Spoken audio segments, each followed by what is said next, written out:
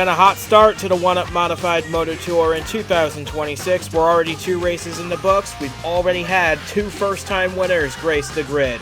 Will we see a third today over the course of 100 laps at Oxford Plains Speedway, Maine's home for short track racing? And alongside me in the booth to bring you all the action for today's race, James Ellison back with us once again. Great to have you with us. This is the shortest track we're going to all season long for the Modifieds, and that means a lot of rough and tumble racing action, a lot of close quarters, and possibly the chance for some attrition as well. Yeah, absolutely. Looking at this course, you can see it very clearly. Like no walls, just about the entire circuit. So people got to mind their P's and Q's when they're battling for positions. And if they do get loose enough to have some runoff, there's a little bit of space for them. They don't have to worry about destroying their cars, but yeah, it could also create a bit of a slowdown for them getting into the gravel. It's going to be fun to watch to see who can keep it on the island all day for 100 laps, and if we can see a third first-time winner in 3 races. Because our front row, we can bring you the starting lineup now. Our front row is full of drivers who have never won a race in the Modifieds before. Maston Rimmel on pole position, Gentry Gee alongside him. But behind those two, Jack Davis, he's no stranger to victory lane, but he hasn't won yet this season, and I'm sure that 45 team would love to get their first win of the season off right here to make sure they're ready for a championship challenge that many feel they're in the catbird seat for. Victor Reyes lines up 4th. He's had a bit of a slow start to the season, and Max Brumer rounds out the top 5 with Adrian Torreon, last time out's winner at Greenville Pickens, starting in 6th. So we've got a good mix of talent out front, but it's no guarantees that they'll all finish in the same position they start in today. Absolutely, especially with the possibility of a lot of close quarters racing with such a short track today. I've definitely got to say, I'm looking at a few others here. Of course, eyes are still, I would say some eyes, if not many, are still on the 56 of Kyle Roberts because, again, championship winning car with a new driver. With drivers they're looking to see if this driver can do what his predecessor did.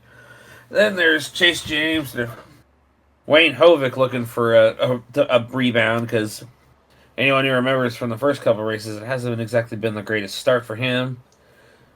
There's quite a few drivers here.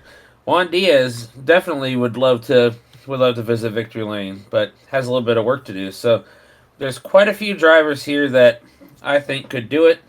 It's just a matter of how they handle this course, being the first time any of these drivers have ever seen it, and how they handle the attrition as it comes their way.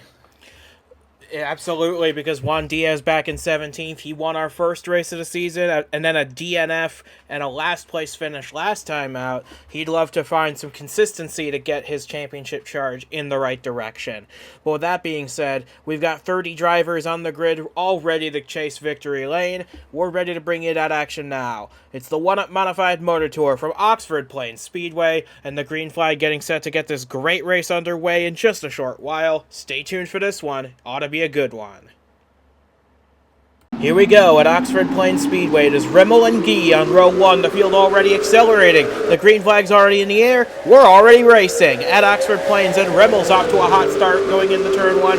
He's trapping the 93 up high, and that opens the door now for Jack Davis to find a hole into second position. Gentry Gee not having a good time on that outside line on this opening lap. No, but there's a gap here. If he can get to the inside, he should be able to salvage the positioning, but it looks like he seems to be wanting to try to make that high line work at the moment, and it's looking like it could cost him another spot or 2 here. I don't think he's up there by choice. I think Max Brumer in the double zero, filled that hole before Gee had a chance to slot back in line. But right now, it's Maston Rimmel leading his first laps of the season here at Oxford Plains, and he's got the lead at the end of lap 3. We've already got side-by-side racing for several rows back, pretty much through the rest of the field from third on back, as Brumer tries to take the third position off of Gee. Looks like he'll do so, as Maverick McAlton and the 24 got awfully close to the 93's left side. A little bit of close racing, and Like I said, there are no walls like right up against the pavement, but that doesn't mean racing won't be close quarters, as we were already seeing. Yeah, and I think Jack Davis, he's just sizing up his prey here at the moment. This 3-car was good enough to get the pole, but I think the 45 is just a little bit better at the moment. He needs to find a way to the inside of Maston Riddle to get a move on here, because Davis has yet to win a race this season. I'm sure he'd love to get one here. With his impeding Turbo Truck Series debut on the horizon later this year, he'd love to impress with a win here at Oxford Plains with all the one-up hierarchy watching. Oh, absolutely, because we saw it last year with Ashton Blevins, with Christian Van Heerden. Their performances, along with one or a couple of others, landed them at least a Turbo Truck ride, or in Blevins' case, a Nitro National ride. You do well in this series, it's going to gain some attention. And even if you decide to go for a second season here, and if that you continue that, you're gonna find yourself in a good ride by the time you're ready to move up. And meanwhile, further back, I saw the dark red number 9 of Chase James. He tried to stick it 3 wide underneath the likes of Kyle Roberts and Maverick McAlton. Looks like they've settled it back down to 2 wide. But this 9 car started all the way down in 11th. He's making gains in the opening 10 laps. He's already making a move for a podium position. Remember, he was having such a good day at Five Flag Speedway to start the season, but got caught up on pit road, cost him a lot of time. That will not be an issue today. This 9 car is going places. As looks like we've got a caution on the Speedway. I saw the lights come on. There's the yellow flag, and the caution flag is indeed out for the first time here on lap 13 for Colby Bogdansky, it looks like, in the 25. Yeah, it's unfortunate because for anyone who's been paying attention, his team owner has vanished from the series, and Stormbreak has taken over as proxy control for the time being of the modified program, where they're going to run things as if nothing's changed, but this is certainly not going to bring his spirits up any unless he can rebound. And we'll get you a look at what happened here in a moment to put us under this first caution of the day. But what this does is it puts Jack Davis right on the back of the 3 car, and I'm curious to see what will happen there. So Bogdansky was trapped on the outside. I think, he got trapped in a 3-wide situation with the 09 and the 73. Sent him up into the gravel and into that retaining wall just beyond it. That's what caused the damage to the back of the 25. But yeah, 3-wide here is never a good situation because there's just not enough room in the preferred groove for everybody. We're looking at it from our aerial shot now, and yeah, Fisher, Zerr, Chris Schwiereb, they both come up into the 25, and there's just not enough room. They pincered, actually. Looked like the 73 in between them, and the 25 was just the worst off of those 3.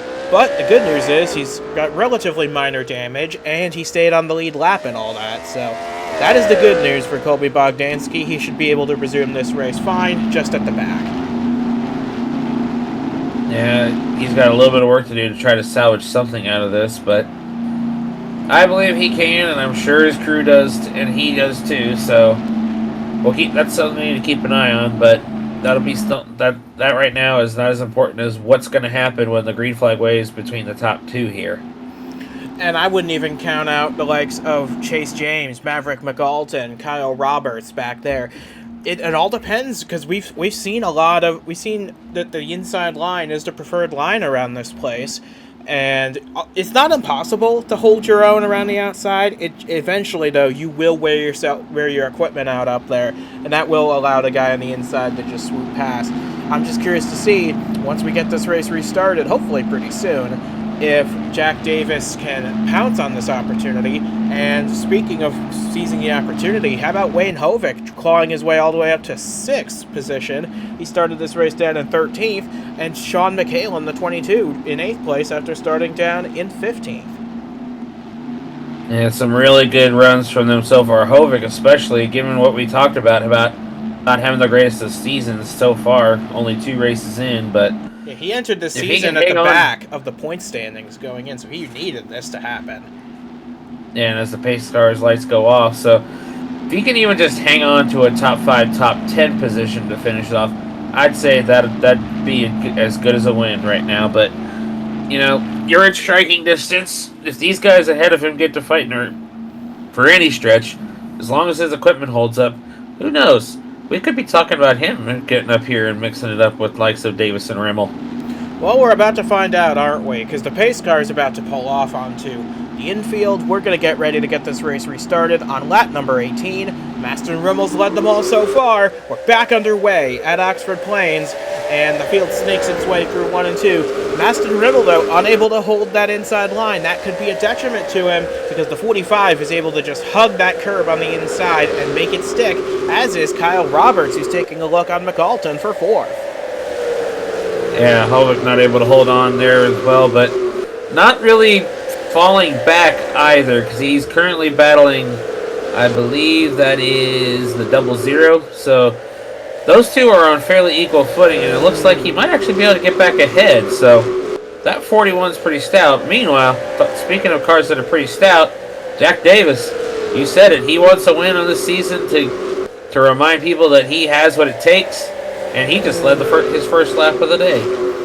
Ahead of Maston Rimmel. I noticed this 3 car is unable to really hold the bottom like all the others. His car seems to just navigate up to the outside line, which isn't ideal to run around here. If you can run up there, it's just not obviously the most preferred way to go about things. But so far, he's holding his own in second spot behind the hard-charging Roberts and Chase James, who's fought his way up from outside the top 10. And don't look now. You talked about him during the caution laps here. You got Sean McHale up to 5th now. The other Incendia driver. On one end, you got Bogdansky, who's having to rebound from a spin, but Sean McHale looking to make something happen here as well. Yeah, and he's currently just holding up the 00 and giving a fight to the likes of James and Roberts ahead of him, making our way further back now. See where your favorite driver is running at the 1/4 mark of this race. Looks like it, though. Dallas Miller is a little off the pace here. Down into 3 and 4, he gets hooked. He gets and he clips. The 38 of Galvez gets sent into the runoff there. You see, there's a lot of it for these guys to slide into. But Galvez is going to fall off the lead lap with this, our second caution of the day. That is highly unfortunate there. Galvez did not need that, so... Nor did Dallas Miller, really. But it's tough, but you have these things happen, and we see a little bit of bumper cars here, but nothing too serious like we saw at Nashville in the trucks last weekend. But... It'll take a little bit of work, but could still rebound from this. Well, Galvez needs to get a free pass, and for that he needs another caution, which, at the rate we've been going, he may very well get, but I'm curious to see what unfolded here in the first place to put us under this second caution of the day on just lap 28 of this thing. We'll get you a replay of that in just a moment, but my goodness, what a hectic start to the day we've had here at Oxford Plains so far. So it looks like Dallas Miller was a little off the pace here in the 83. He's trying to get low. Yeah, he slowed down way more than Seth Bayless was anticipating. Oh, and the 57 clipped him a little too. But he just hit the left rear of the 38, and that sent Galvez off into the runoff, and that's not where you want to be, especially with the leaders ranging up behind you like they are. Looking at this from Galvez's perspective, he really didn't have anywhere to go because he sees them spinning up the track in front of him. He thought he was clear of it, but the 83 just tagged him at the very last opportunity, and that sent Galvez a lap down. Good news is he's the only car a lap down, so he can either get the free pass on the next caution, or he can try and race the leaders because he'll be on the inside line for the restart, the only driver on that inside line when we restart. That'd be a real great thing for him to be able to get back ahead, or get a real quick caution here. But I know the leaders would rather not see another quick caution. They want a long green run to see what their cars can do. But we'll see how this goes. Been an interesting one so far, and of course, we're looking at the second leader of the day, and Jack Davis, who would love to be the final leader of the day, but that's to be seen here. especially when you consider all the talent that's right behind him. Aston Rimmel, the pole sitter, Kyle Roberts in the defending championship car, Chase James, who dominated at the first race of the season, and Sean McHale, who's clawed his way from 15th on the grid all the way up to the top 5. So he's by no means safe as Galvez takes his place in the lap down lane. I'm curious to see how this plays out. Yeah, because Galvez could really hinder an effort by Rimmel or Roberts or anybody in general, really, to try to mount a charge. Or they could just simply use the 38 as a pick here. We're about to find out. Green flag will be waving momentarily. Pace car's off, leaves us in the hands of Jack Davis on the outside, Galvez on the inside. Green flag's back out, we're racing once again, and Jack Davis unable to clear Galvez right off the jump, and neither can Rimmel. They're stuck up high, while the likes of Kyle Roberts and Chase James have immediately ducked low. This is exactly what those guys were hoping for, not what the two leaders were anticipating. This 38 being as competitive as it is. Competitive, though not on the lead lap, but when you can be competitive while a lap down against the leaders, that goes to show that if you were in a better situation and you were on the lead lap, you could easily put yourself in a position to have a good result on the day. But looked like a little bit of bumping there, but yeah, he is definitely wanting back on that lead lap. He can either get it for the free pass, or he can get it the hard way, repassing Jack Davis to get back on the lead lap. And that 45 is still stuck on that outside line with not much of an opportunity to get clear of the 38. With Roberts and James now second and third, Davis is in a real spot of trouble here. Yeah, we noticed Rimmel fell back a little bit, and McHale has fallen out of the top 5 now. They're both stuck on the outside back there. Meanwhile, the 38 just continues to be the bane of Davis's existence right now. And Chase James has stuck his nose underneath Kyle Roberts to try and get the second spot away. That could be a fight for the lead if this 45 keeps getting held up by the 38 the way he has. Galvez is really demonstrating his abilities here to fend off the leader as well as he has. Look at that. Galvez has cleared Davis, and he's back on the tail end of the lead lap now. Now the question is, can he drive away as the top 3 begin to fight each other? Because that's coming, especially considering the run that Chase James has right now, going to the inside of that 45, making a beat for the lead. And he wants redemption after what he endured at Five Flags. He dominated the opening stretch of the race, had a slow pit stop, and that allowed his teammate to win the race at the end of the day. He wants redemption, and at the rate he's running in this race so far, he could very well get it, because look at him. He's cleared Kyle Roberts for second. Now he's going after Jack Davis for the lead of this race.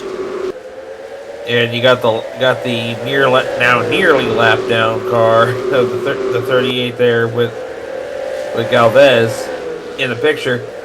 If Chase James gets past him and gets held up by that 38, we can see these two that he's passed and is still passing. Come back at him. Yeah, those two were tied dead even at the line the previous lap, but now Chase James has cleared Jack Davis to move into the lead, our third different leader of this race. And looking for Rebecca, Aston Rimmel has faded very quickly. He's all the way down to 9th spot now. You can see him sliding through turn 3 there. This car is just not handling as good as it was out in front now that he's stuck in some heavy traffic. His teammate even, Victor Reyes, has gotten past him in the 8 car in their fight for the 8th position. And now Wayne Hovick going to try and size up the 3 car as well. Hovick looking to pick up a few spots that he lost from earlier. But right now, the biggest concern for Rimmel is if, as he goes back to the inside of his teammate, if Hovick were to have gotten to his inside before then, it looks like we have something else going on here. Yeah, there it is. Dallas Miller in the 83 is spun around in turns 1 and 2. He gets it rolling again. We stay green. We stay green. McHale drops back a little bit from Roberts. But yeah, Dallas Miller has not had a very good day today, and I'm sure he'd love to move on from this weekend as quickly as he can.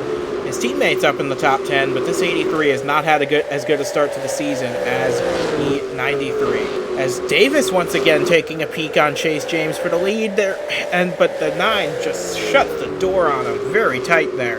As it looks as though the other car involved in that little skirmish, the 75 of Nolan Foley, looks like he's in danger of going a lap down here before too long.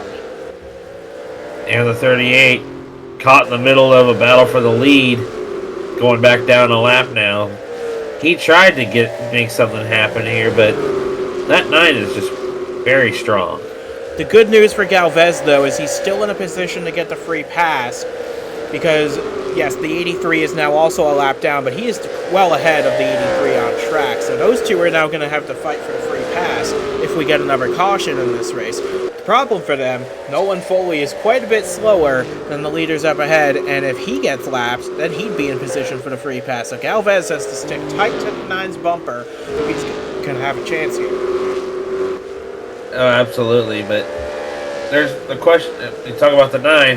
His teammate right back has joined the top 10 right there. They're now bookending the top 10. You got Juan Diaz. We talked about him.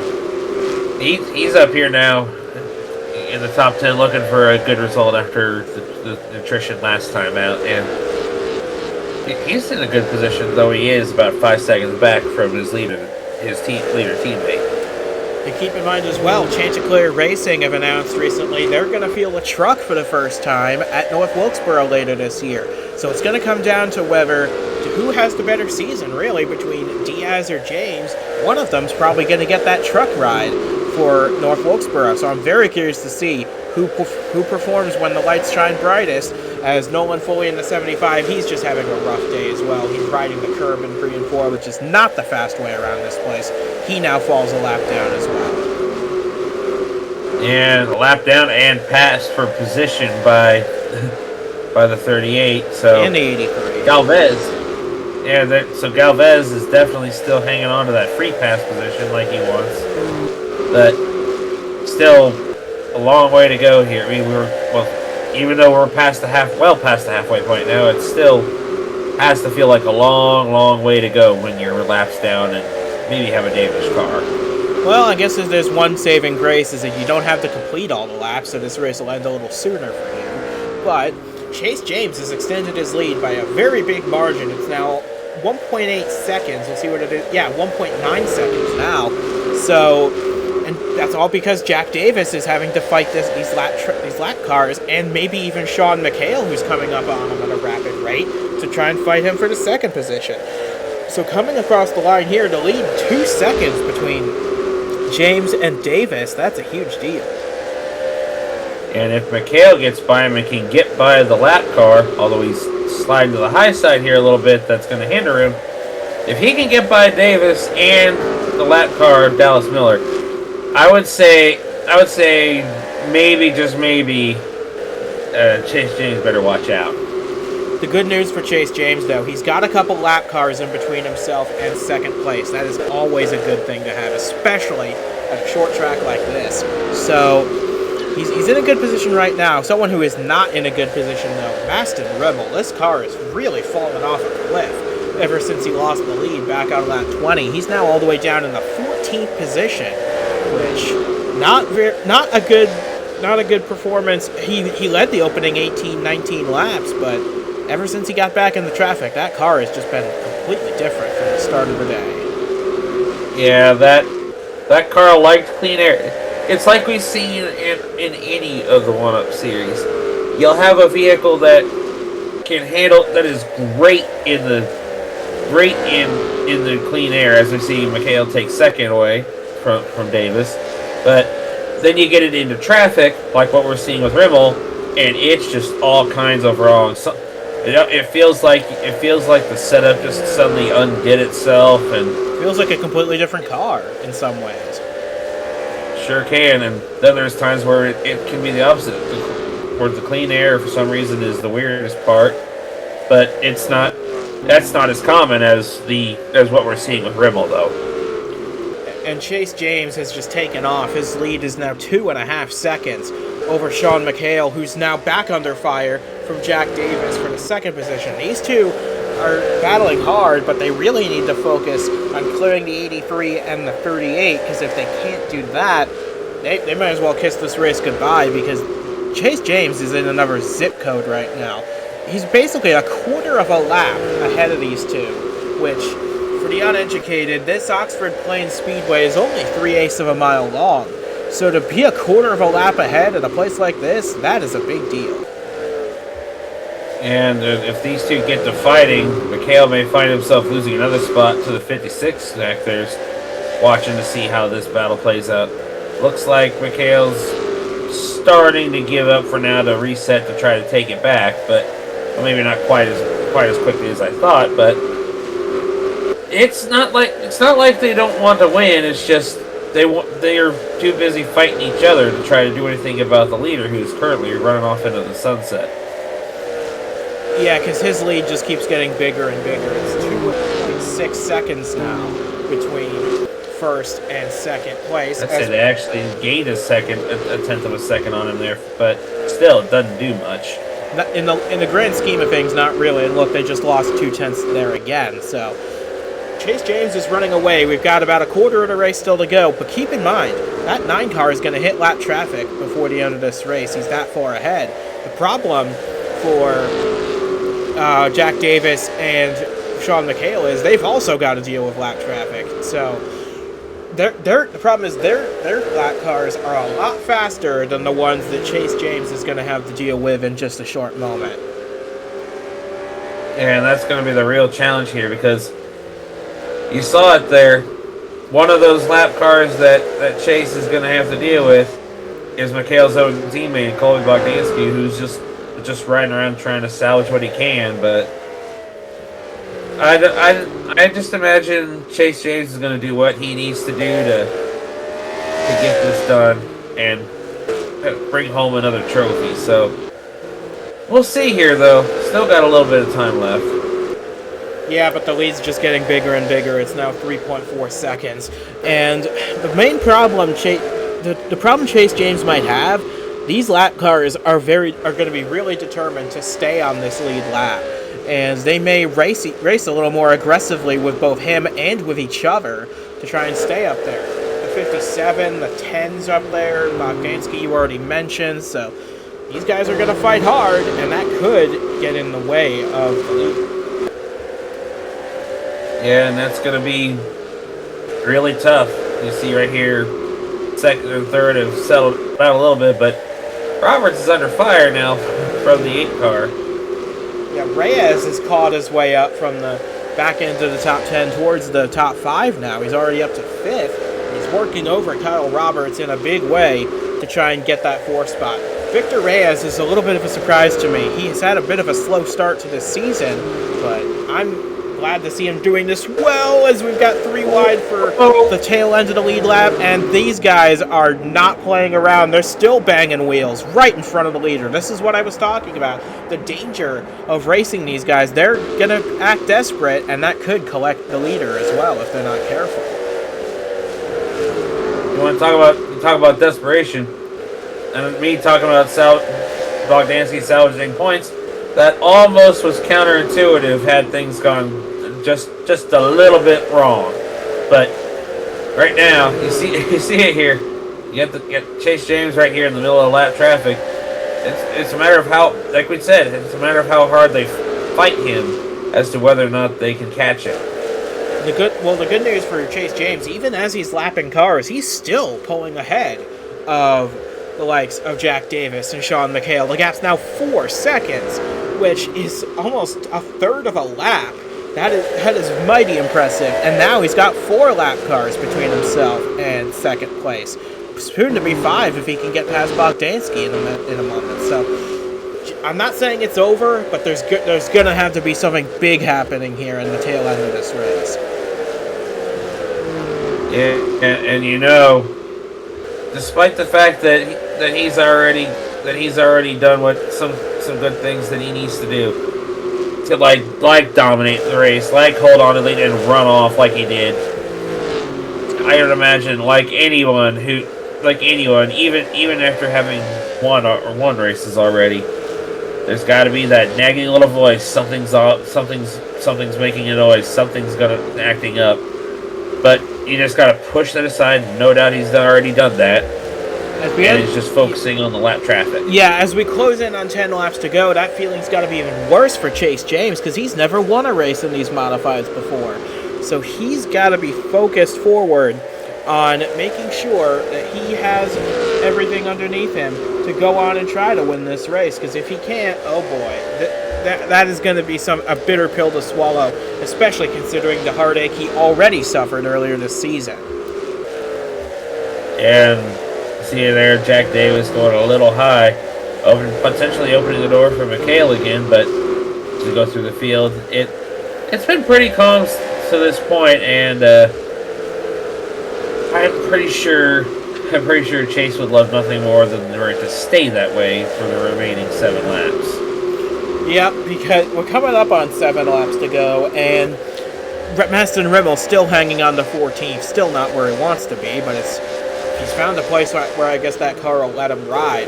But Chase James, what more can be said about this 9 car? He put himself in championship contention with this performance. He put himself in that position with his run at 5 Flags. He would have won that race if not for the slow pit stop.